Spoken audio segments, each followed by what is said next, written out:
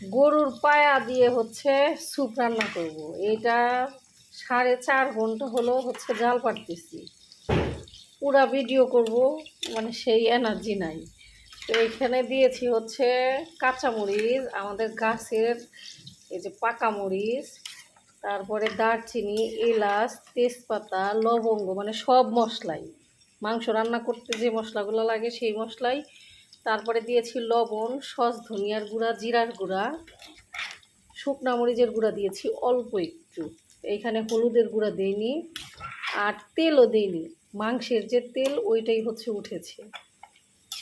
আর এইখানে আপনারা চাইলে একটু গাজর দিতে পারেন, তো আমি আজকে গাজর দিইনি। এর আগে রান্না করেছিলাম সেটাতে গাজর দিয়েছিলাম। গাজর দিলে হয় কি, ঝোলটা একটু ঘন হয়, ওটাও খেতে বেশ মজা। আর এটা হচ্ছে যে এখন বাগার দিয়ে দেব।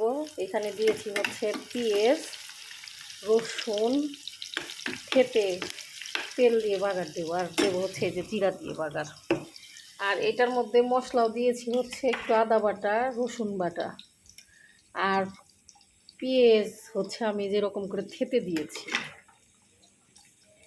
লবণ আর পানি এটা আপনারা আপনাদের পরিমাণ মতো দিবেন। যদি ঝোল ঘন খেতে চান তাহলে পানি একটু কম দেবেন, আর ঝোল যদি পাতলা খেতে চান তাহলে পানি একটু বেশি দেবেন। আর এর মধ্যে গাজর দিলে দেখা যায় ঝোলটা এমনিতেই ঘন হয়ে যায়। আর এটা হচ্ছে স্যুপ পাতা, বাগার দিয়ে তারপরে হচ্ছে দিয়ে দেব। এটা স্যুপ পাতা, আর এটা হচ্ছে ধনিয়া পাতা। ছোটটা ধনিয়া পাতা আর বড়টা হচ্ছে স্যুপ পাতা। এটা দিয়ে দেব। ফুল ভিডিও করলাম না, কি কি লাগবে সেটা বললাম।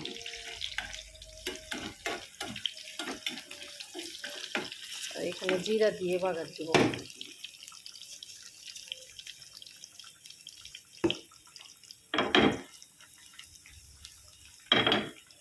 চাইলে আপনারা শুকনো মরিচ দিতে পারেন, কিন্তু আমি শুকনো মরিচও দেবো না, যেহেতু পাকা গাছের মরিচ আমি এর মধ্যে দিয়ে দিয়েছি অলরেডি।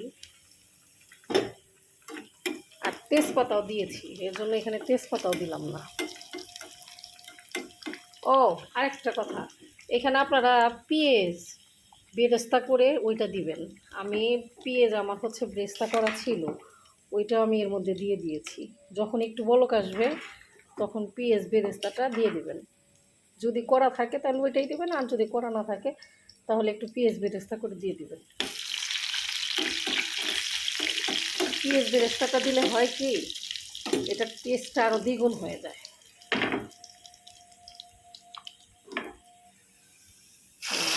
বাগার দিয়ে দিলাম।